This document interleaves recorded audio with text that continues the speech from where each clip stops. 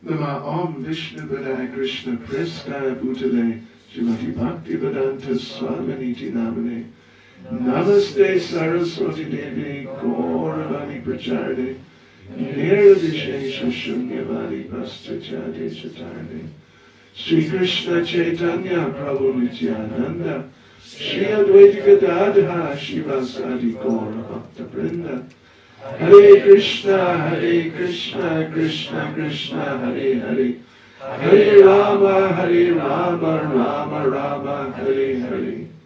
Vanchikalpatarubhyascha kripa sindhubhya evacha patitanam pavanebhyo vaishnavebhyo namo namaha. Vaishnavebhyo namo namaha. Let us begin by reading the poem which is called Markane Bhagavat Dharma, Teaching Krishna Consciousness in America,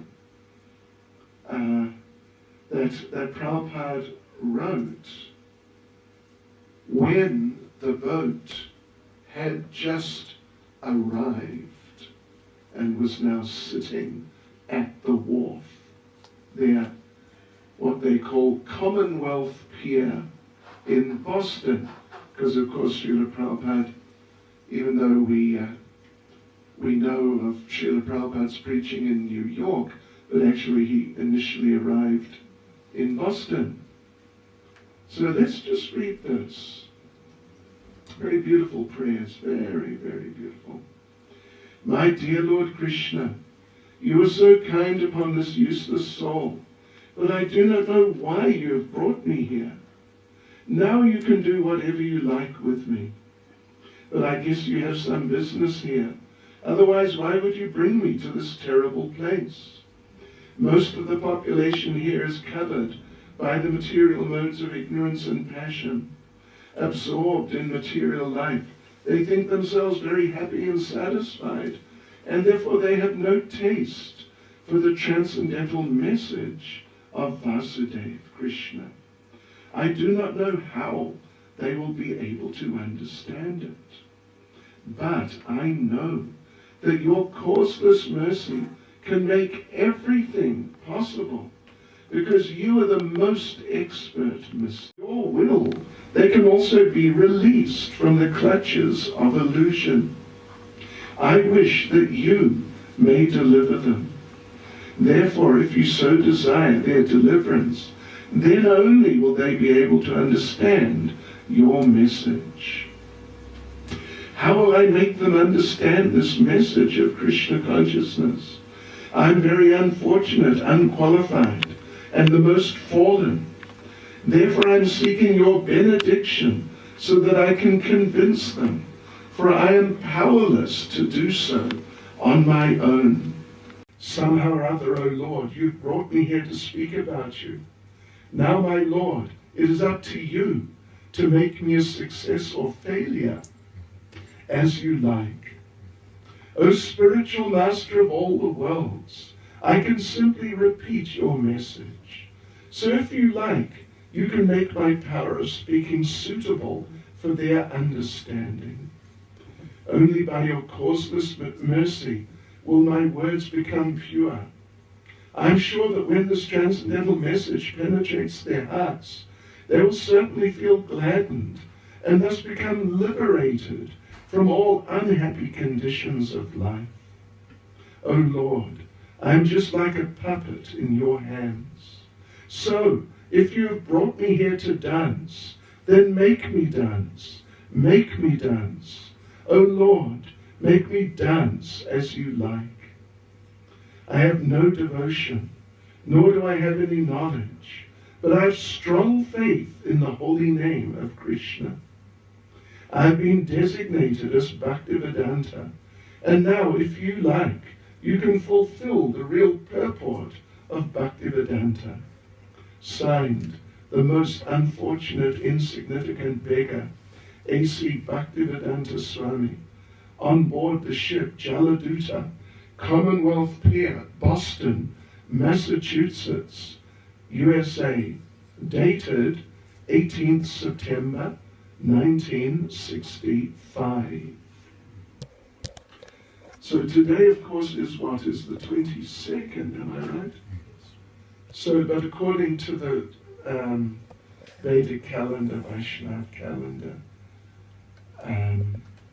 this is according to our transcendental calendar, this is actually the anniversary day.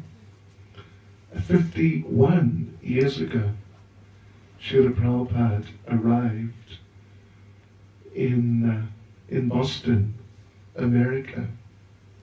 Where were you that day? I had just started high school. Anyway, yeah. So, Srila Prabhupada arrived. And actually, this world has never been the same since Prabhupada arrived. And it continues to change and change and change. And of course, Srila Prabhupada has not been personally present physically for some number of years now. And so many of his disciples and grand disciples are doing great service to continue his mission. But of course, we should all know that it's just by his mercy. And whatever potency, success may be there, development of Krishna consciousness may be there, it's simply by the mercy of Srila Prabhupada. All we can do is try our best and try to not get in the way of the flow of mercy. And if we really stick at Prabhupada's lotus feet, his mercy may flow through us to others. And that's wonderful, but it's his mercy. And none of us should ever get a little proud and think, yes, look at me, I'm doing something. So Srila Prabhupada came then, first to Boston, and then I think the next day,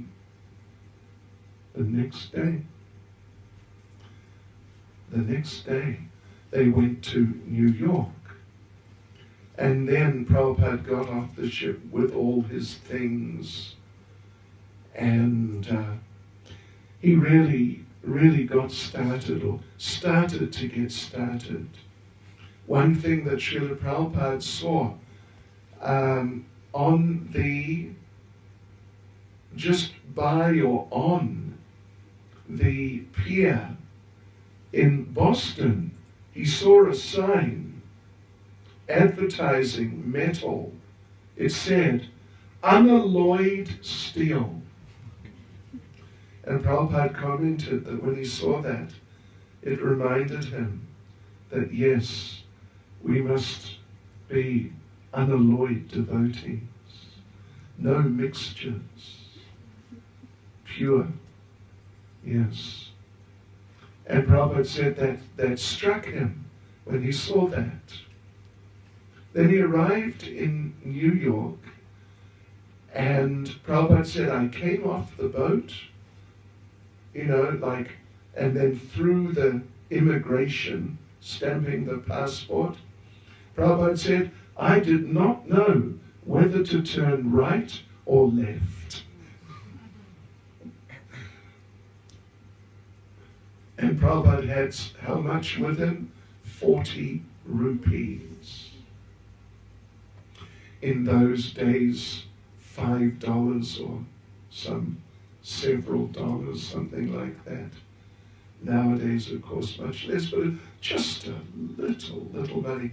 And a trunk, or a few trunks actually, of his Srimad Bhagavatam. And that's all he had. So first of all, Srila Prabhupada was looking around like we mentioned, like he said, didn't know whether to turn right or left or what to do. And he met one, like the ship agent for the shipping company, Cindy is shipping. And the agent asked Prabhupada, how long will you be here? Prabhupada said, probably about 2 months, and please reserve me a place on a boat going back after 2 months. And it's in the Prabhupada Lilamrta, they spoke with that man, and he told that. So Prabhupada, though, when he first arrived, he had the address and the details and an arrangement with a family from a town called Butler, Pennsylvania, which is quite close to New York. It's, probably just a few hours drive, 2 or 3 hours perhaps, quite fairly close to New York. So they fortunately had sent a representative who spotted Srila Prabhupada, who was, you could say, unmistakable in his Vaishnav attire, and he had a pair of white, plastic, pointy-toed Indian shoes, sort of quaint style Indian shoes. So this person recognized or understood, there can only be one such person, and introduced himself, and then Prabhupada was taken to Butler, Pennsylvania, and he met that family. And the husband, Agarwal, Mr. Agarwal, his father lived in Mathura. So he was a bridge bussy, actually. But, Kali Yuga being what it is, this bridge bussy ended up in Butler, Pennsylvania, married to an white American woman who was just, a typical middle-class white American woman. And Mr. Agarwal had become, what's the correct term? Acculturated, is it? More or less, he'd become one of the local people, by culture at least. So Prabhupada, when they told Prabhupada, you can put your vegetables in the fridge to keep them. He opened the fridge, and there was quite a bit of meat. And he had to kind of push it aside a bit to make some space for his boga for offering to the Lord. And so what a situation. What a situation. But Srila Prabhupada took it in his stride. And while he was there in Butler, if I remember correctly, about a month. Do you remember? Something like a month. And then he went to New York, because his mission, Butler's just some small town. He did a few little programs. There was a newspaper article and a couple of little programs, but nothing serious, or nothing really very substantial. So then Prabhupada went to New York, and then Prabhupada stayed in a few different places around New York. You can read the Lilamrta, of course, it's all there in considerable detail. But it was not easy. It wasn't easy at all. Prabhupada stayed with one Dr. Mishra, who was a yoga teacher from India, but somehow or other he'd managed to sort of integrate himself, infiltrate into American society, and become a little bit of a successful yoga teacher. So Prabhupada stayed with him for a while, and that man had his yoga students coming regularly, but he didn't like it when Prabhupada preached to them, because he was a Mayavadi. And sometimes Prabhupada would preach against that. Just, immediately after Dr. Mishra had said some Mayavad thing, Prabhupada would say, no, it's not correct. So Dr. Mishra got a bit upset. But Prabhupada had to stay with him for the time being. And one thing, it's a yoga studio. They had it like a special yoga room, sanctuary type of room. And the people, Prabhupada would go there, hoping to meet some of the more serious people and start preaching to them. But it didn't really work out so well, because those people, they would just sit down and do some yoga postures. And Prabhupada explained how sometimes some of them, they'd be sitting in a cross-legged pose, as we generally do in the classes. And they'd sit there, like we're very yogic today and so on. And then, something like that. But some of them would sort of drift off. What we call, anyway, I would say. They would drift off and sort of just become unconscious. And then after a while they'd wake up. And they say, oh, what a nice meditation. I feel refreshed.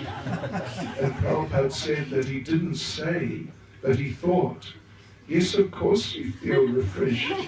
After you've had a little nap, you always feel refreshed. So initially it was very difficult finding a place in New York. And he just practically had no money. He just had his books. He'd sell some books occasionally. Sometimes he'd do some programs. He was maintaining himself. And then he met some young Americans. Those were the hippie days. It was really that the hippie time was booming. Later 65, end of 65, into 66. And Prabhupada met some people, young people, who actually were interested in Krishna consciousness. And they started associating with him. One of them was Mukunda Maharaj. Another was a man named Robert Nelson. They say Robert Nelson was the first person to really start helping Prabhupada, making arrangements. Although, he didn't really have any assets, he had very little money, and actually he wasn't even a very intelligent person. I met Robert Nelson in, well, I forget exactly, but it might have been 93, 94 in New York, and he was not yet initiated. And he told me, I am the most senior bhakta in ISKCON. You understand what I mean? Bhakta meaning uninitiated devotee. I'm the most senior since 1965. He later became initiated, actually. And then I think he passed away a few years ago. So with the help of those young devotees, or they're just beginning a bit to become devotees, Srila Prabhupada got a place to stay other than with Dr. Mishra. But the people he was staying with, they were not, they're like friends of devotees to some extent, but they're also hippies. And you may have heard, you may have read, how Prabhupada was staying with one boy, I forget his name, and the boy was a little bit of a devotee, but not much. But he was also a hippie. really like active and hippie life. And one day that boy took some LSD, some sort of strong intoxicant, and just went crazy. And Chase Prabhupada had to go out. And he somehow or other disposed of Srila Prabhupada's Bhagavad Gita manuscript. And Prabhupada had to go out, and he met, I think, Mukunda, or maybe he phoned him or went to his place. And he said, I cannot go back there because this boy is just completely too much.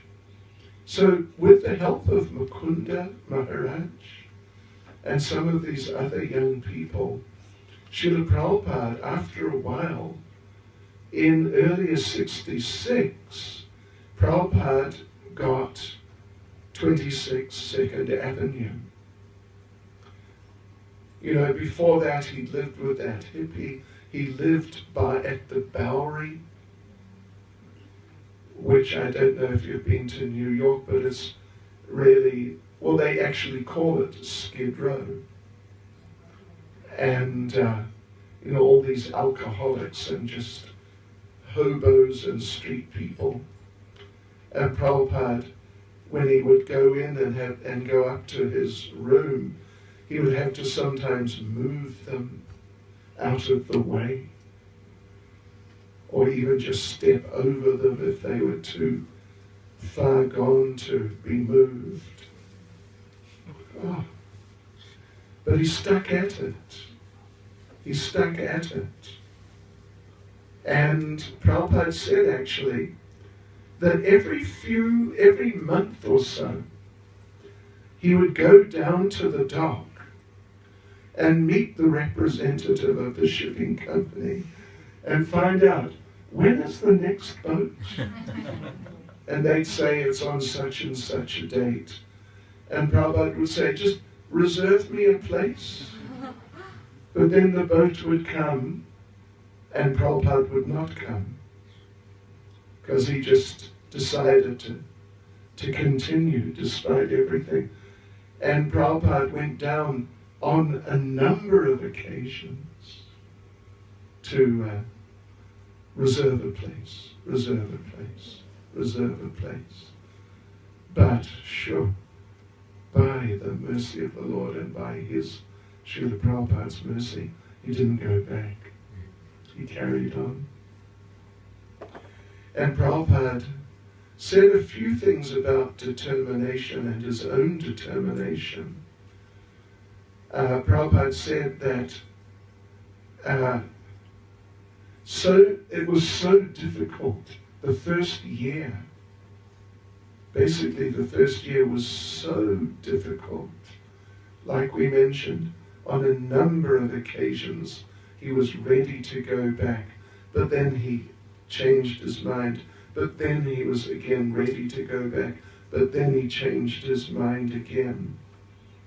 So Prabhupada really struggled for that year. And Prabhupada made the point that I didn't let it stop me. And Prabhupada also said his godbrothers, Prabhupada said, they did everything they could to discourage me. Everything they could. But I wouldn't let them discourage me. So, there's so many things we should learn from Srila Prabhupada. So many things. But that's one thing, is that don't worry, there will be challenges. Don't expect that life in Krishna consciousness will be utopian, because it just won't. There will be challenges. But if we stick at the lotus feet of Srila Prabhupada and remember his example, remember his desire for spreading Krishna consciousness, then we can also develop that determination to continue. even when the challenges are quite extraordinary. So they moved into 22nd Avenue, and of course, I imagine you're aware, we still have that property. We gave it up for a while, some years, but then the devotees got it back again. And so the programs were there Monday, Wednesday, Friday, 3 nights. The programs were going on. Prabhupada had a flat at the back. There's a little courtyard behind the storefront, and just behind that, I mean, it's small. It's like, I think, not as big as this room. There's a block of flats, and he got a flat there. So then Srila Prabhupada really started preaching, you could say, in a more focused way, in a more systematic way, and in a regular way. Monday, Wednesday, Friday, and young people started coming. If you read Lilamrta, there are many accounts of different interesting and extraordinary events that occurred. Like initially some young people, they started getting involved, and Prabhupada would cook for them every day, and Prabhupada would serve them prasadam. Yes. He would serve them. And initially they didn't think about it.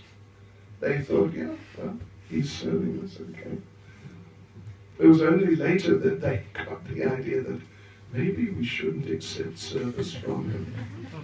And Prabhupada, for example, after prasadam, he would have someone wash the floor. And they would do it in a very sort of westernized, unhygienic, tamasic type of way. Basically just moving the dirt from one place to another, repositioning the dirt. And Prabhupada taught them how to clean the floor.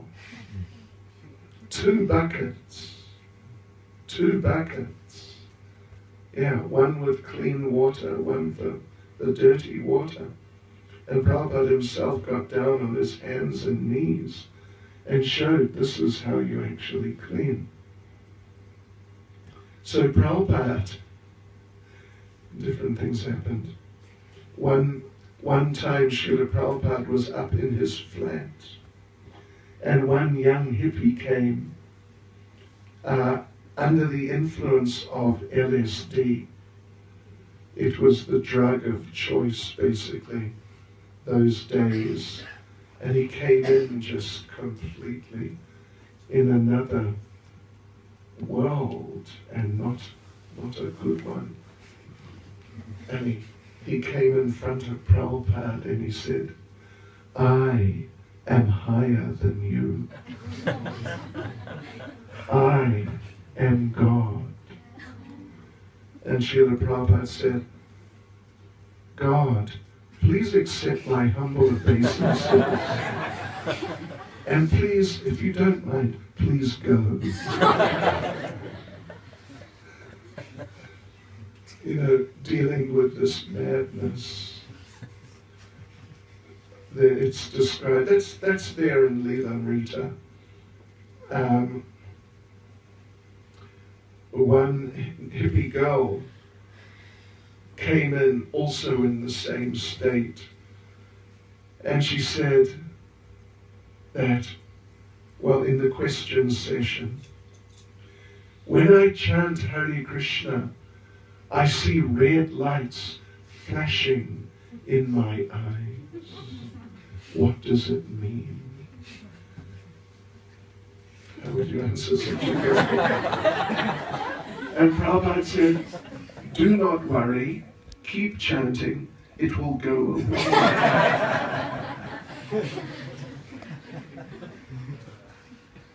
There was a fairly famous rock group at the time called the Thugs, F-U-G-S, the Thugs.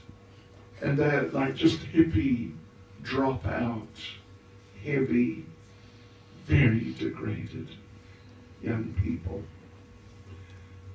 So one day the Thugs came to Prabhupada's program one evening, and they're sitting there.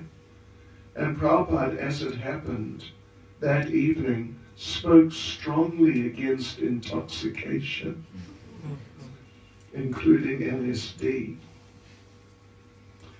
And these people, they're like sort of up there amongst the acharyas, you could say, of the whole LSD and illicit everything business. Really degraded. And maybe even the person interrupted him, or maybe it was in the question session, but this one member of the Thugs put his hand up. You're saying so much, you're criticizing LSD, but have you tried it? Do you know what it is like? And Srila Prabhupada said, no. And he had, they sort of had an entourage with them. And the entourage, they're all looking at each other. Yeah, just, he hasn't even tried it. What can he say? He's not in a position to say anything.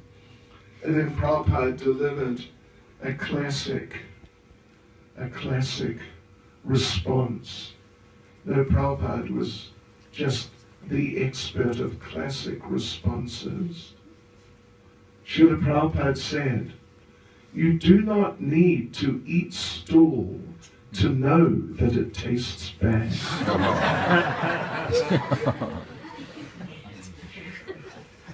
That's a classic response. And just so much to the point, without going into anything like, well, you hallucinate, or, something like that, just completely out the window with it, goodbye, and just don't bother saying anything more. So Srila Prabhupada was preaching to these young people and having kirtan with the young people. And they were not just young people as we know young people nowadays, but they were the hippies. They were really wild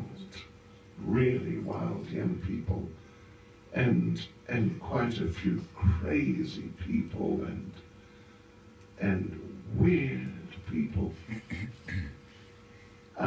who didn't know anything about what to speak of Krishna, Radha Krishna, what to speak of Lord Caitanya, what to speak of the disciplic succession, parampara, avatars, what to speak about these things.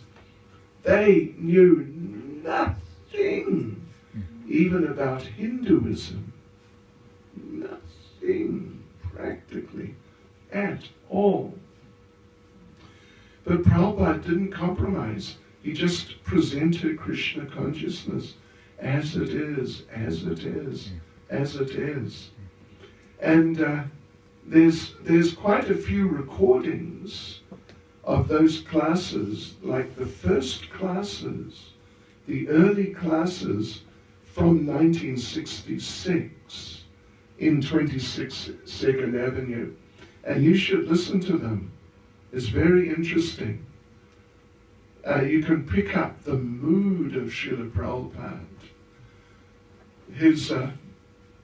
There's so much emotion in his voice. You should listen. At least listen to one. You can really pick it up. so much feeling, presenting Krishna consciousness to help the people, and presenting it so nicely in ways that even these people would be able to understand. It's just amazing, just completely amazing. So he's preaching and mixing with these young people and developing very friendly, warm relations with these bizarre people. Even nowadays when we go to India, some of the, at least, well, you could say particularly the white devotees, but even the Indian, like South African Indian devotees, you can pick them a mile off, at least half a kilometer. You know, ladies with baseball caps on, and then, you know, South African.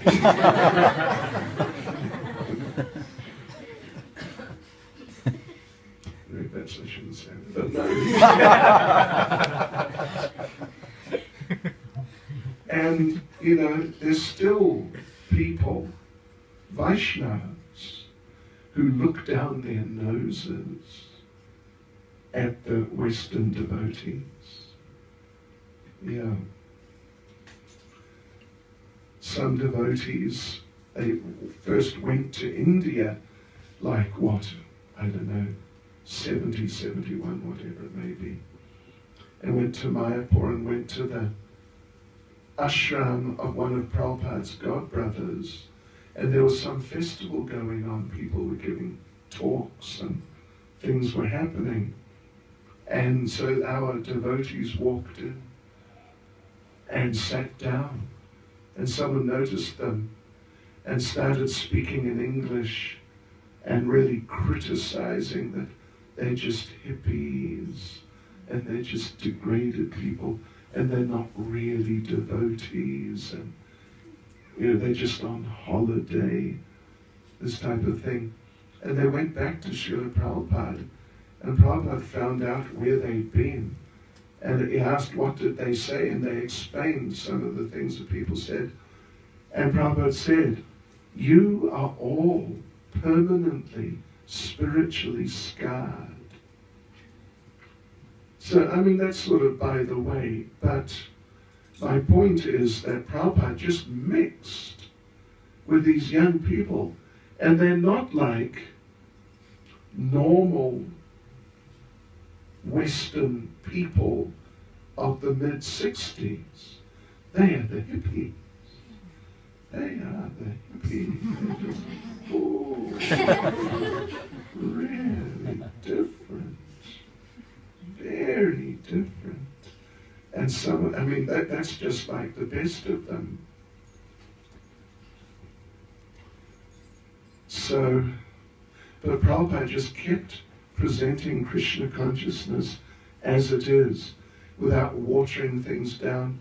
You know, Dr. Mishra famously told Prabhupada, you must have heard, they are discussing, you know, how do you preach in this type of situation?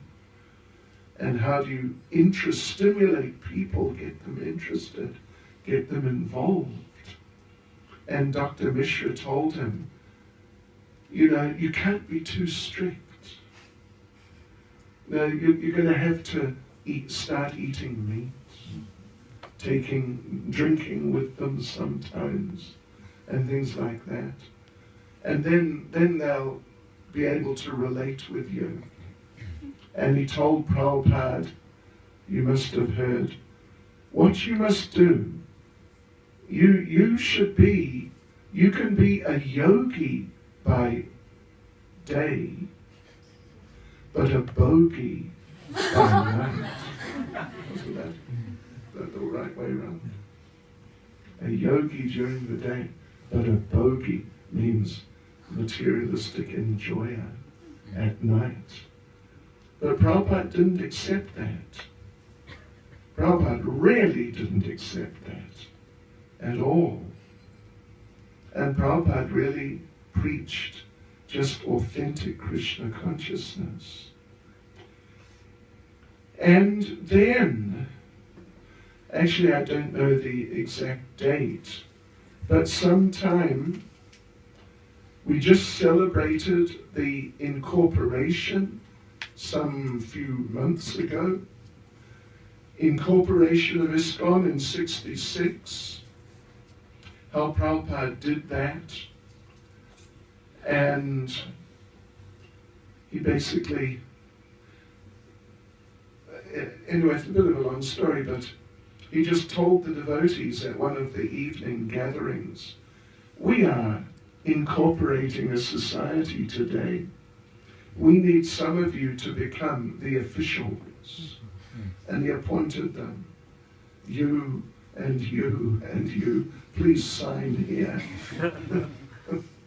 And they became the officials for the first year of ISKCON. But, sometime later in '66, or sometime in '66, Srila Prabhupada decided, this is the Sankirtan movement. Let us take the Sankirtan out into the streets. So they did. The first place they actually did Harinam was a place called Washington Square Park. You know, we have the famous photo you must have seen, Prabhupada standing with his back to a tree, surrounded by quite a lot of people in Tompkins Square Park. But the actual first Harinams, or Harinams, were in Washington Square Park, which is just near Tompkins Square Park. It's there in the middle of Manhattan, basically, in the middle of central New York. So they started going out, and Prabhupada, you've seen the photos no doubt, Prabhupada, no mridanga, no kartals, Prabhupada with a bongo drum. Prabhupada with a bongo drum, beating on this drum. And there are recordings of Prabhupada's bongo drum kirtans. Some amazing kirtans. But there was Prabhupada sitting down, beating on the bongo drum, leading the kirtan himself, while the first time several or a dozen or whatever number of young devotees who were with him, they didn't really know what to do. Prabhupada had taught them how to dance, the Swami step.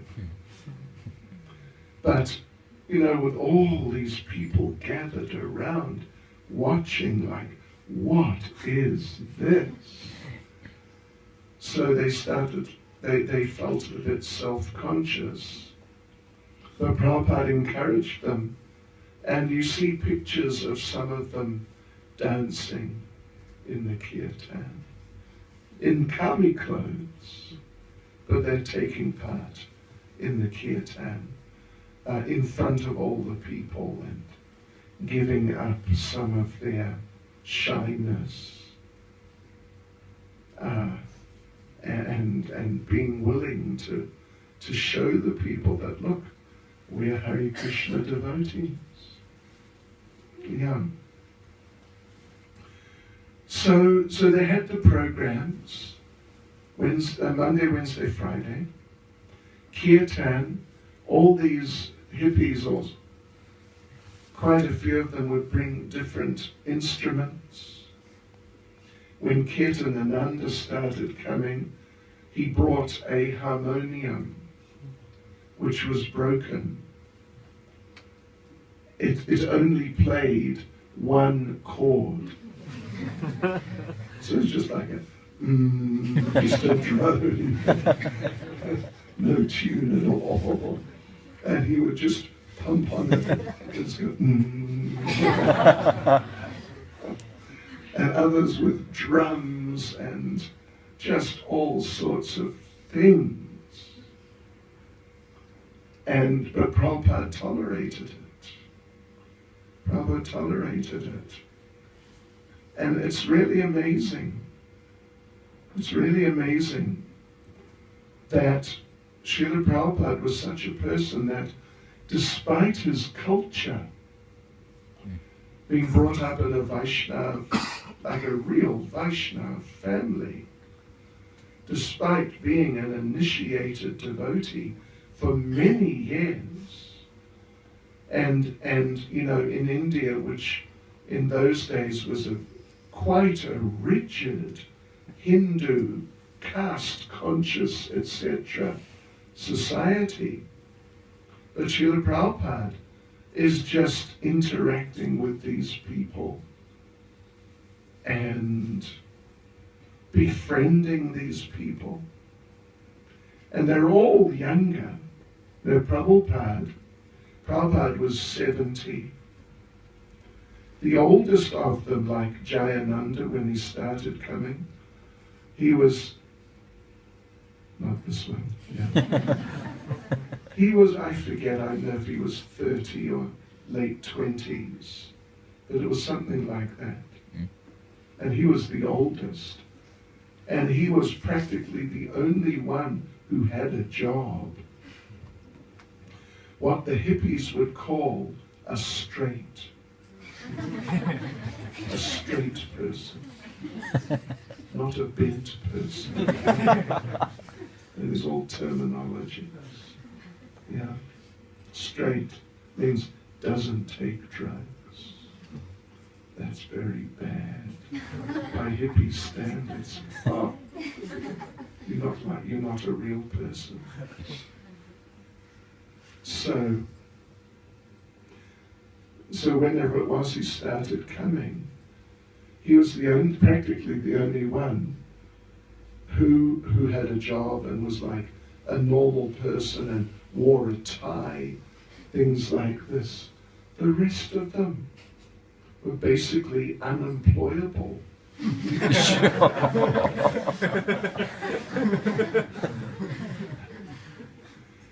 Plus, they just didn't want to be employed at all.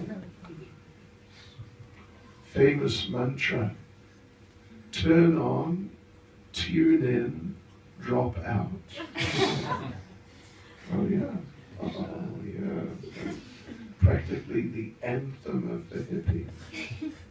Turn on means take drugs, tune in to the vibes, and drop out.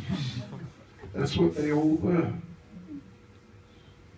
But Prabhupada, elevated and elderly gentleman, Vaishnava, staunch Vaishnava, is mixing with these people that he's got no one else to mix with.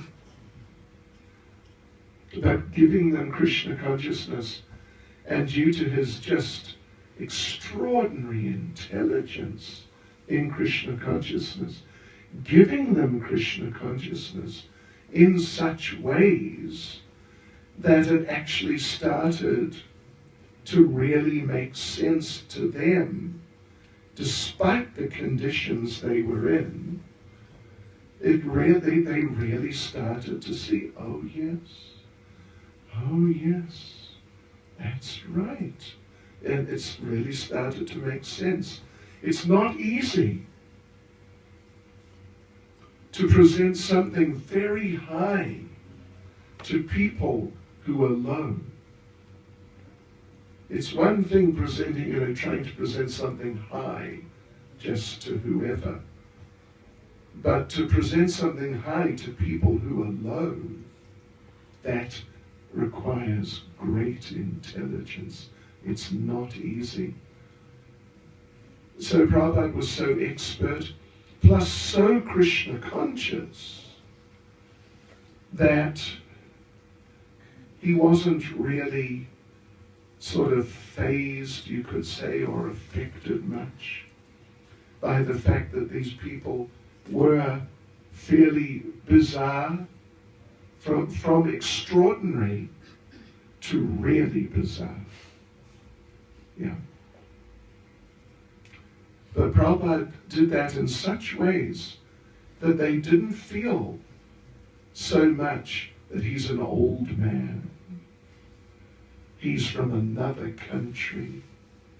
He's just from he's got another mindset. They felt at home with Srila Prabhupada.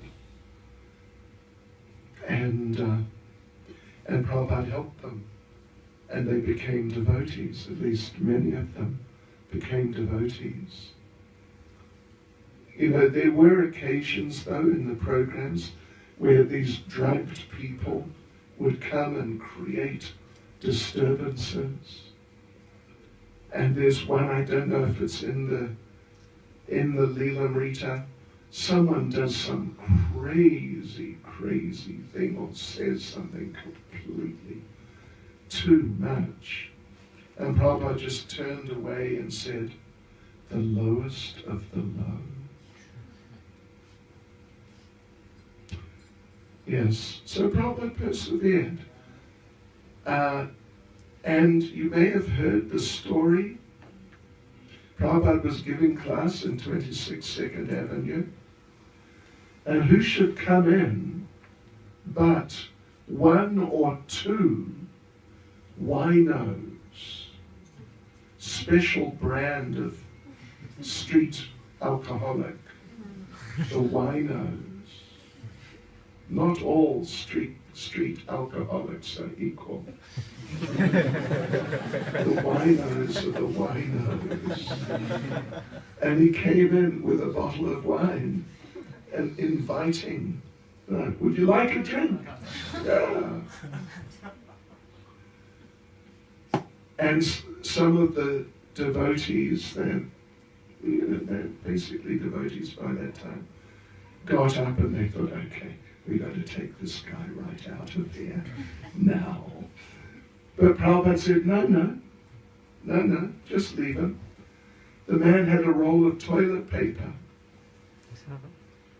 And he just walked through the crowd.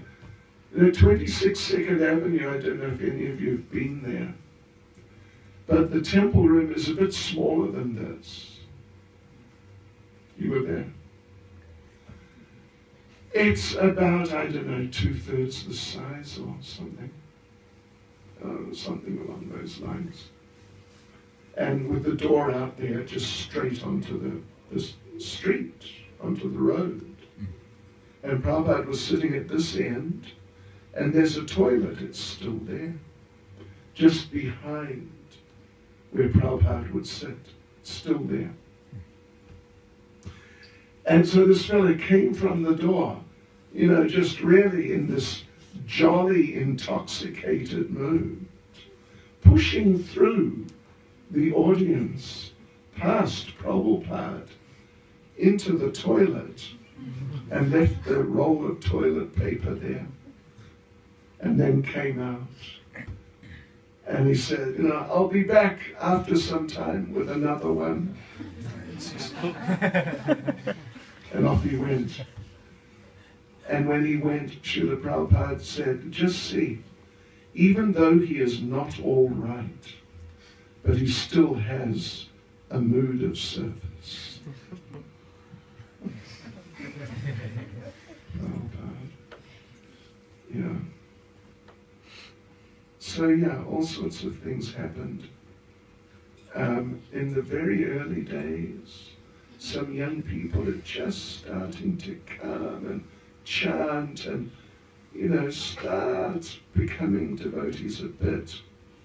Prabhupada went for a walk up 2nd Avenue, and there was a sort of fish and chip, or not exactly, but some sort of hamburger type takeaway place up the road a bit.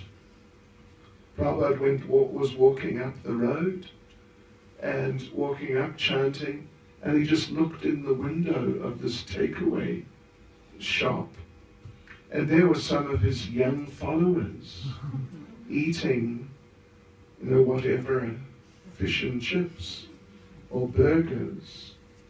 and they didn't have veggie burgers in those days. And Prabhupada looked at them and they looked at him. But because they just really knew, and they just really didn't understand, they just waved to Prabhupada sort of acknowledged. Then that evening when they came for the program, Srila Prabhupada just very gently said, you know, we Vaishnavas, we generally don't eat those things. Explained a little bit about it. Yeah.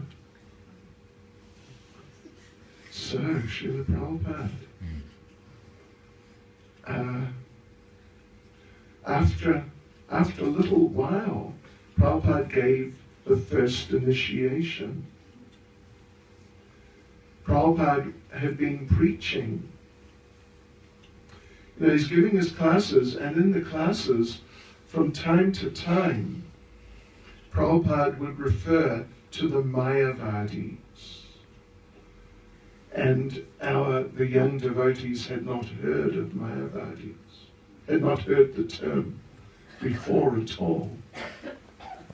And so, but quite often in the classes, Prabhupada would talk about the Mayavadis and then get into it. That they're teaching this and that and they're cheating and it's bad, and sort of criticizing the Mayavadis. You know, they say we're all God. And the devotees had a little discussion. Who are these Mayavadis? They called Prabhupada Swamiji. Why is it that Swamiji is just so, you know, averse to these Mayavadis? Who are they? What did they do? And someone volunteered the idea that, well, you know, he's an old man, and maybe one of them offended him, and it just really, he's got now a bee under his bonnet about these Mayavadis, as he's an elderly man. It took some time, but Prabhupada gradually explained what's wrong with Mayavadis. But then the time for the first initiation came, just very shortly after this incident. And the devotees asked Prabhupada that, how do we know if we're ready for initiation? What do we need to do? And Prabhupada said that to be initiated, you must accept the spiritual master as God. And they just heard about these Mayavadis. And some of them, they lost it. They lost it. Yeah, and they left. At least for some time they left, because they thought, but he just told us. And it's the Mayavadis. What's this? So yeah, some of them, they left for some time. But then they came back. But it wasn't easy for them to digest that. Then, so there was an initiation. Then just shortly after, there was a second initiation. I mean, not that people got second initiation, but just a second ceremony. And that was when Mukunda Maharaj was initiated with the second group, because I think he had been busy when the first group got initiated. And then not long after that, you know, you have all these hippies, and it was very common. The young men and the young ladies would live together without being married, because marriage was very uncool. It was too middle class, like working. It was just Outsville is a whole language. And so they're living together. Quite a few of them who are now, they are devotees basically, and even initiated. And one day Srila Prabhupada said to, it may have been Mukunda and his then girlfriend, that you should get married. And, you know, they couldn't really relate to it so much. And let's see, who did Mukunda marry? Janaki.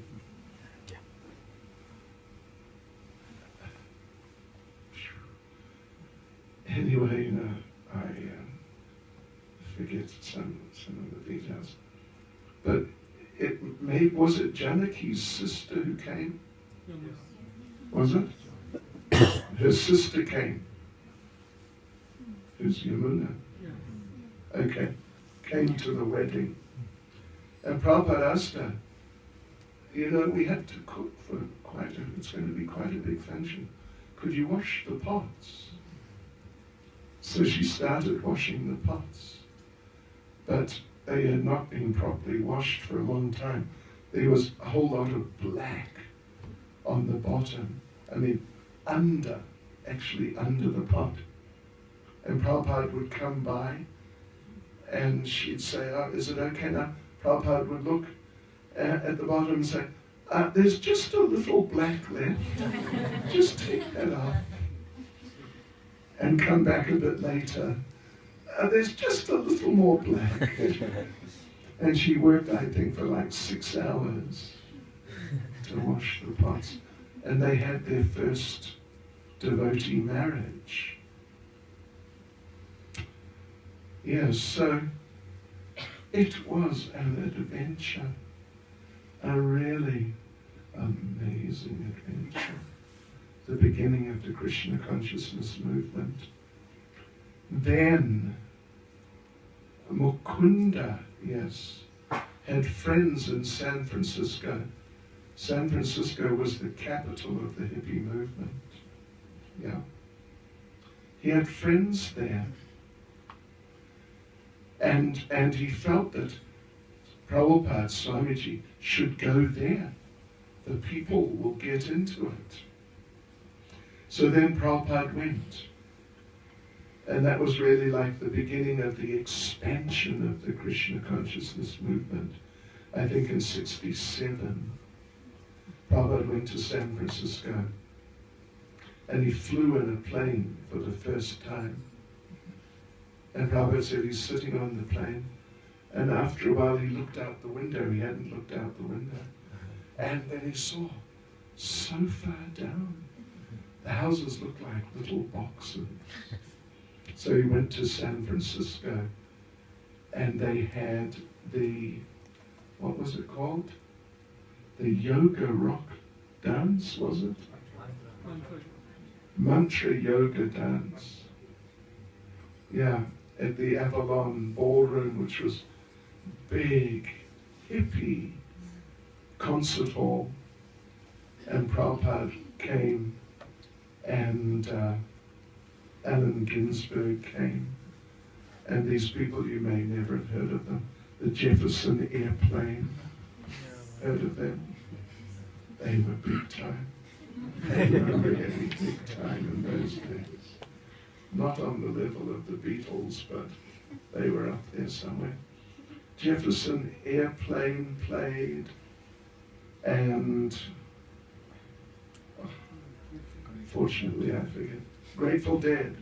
Maybe Grateful Dead, right? Grateful Dead. Yeah. And various other, they had the top groups, the top. And then Prabhupada came and spoke. And then they had Kirtan, and all the hippies were just dancing like mad.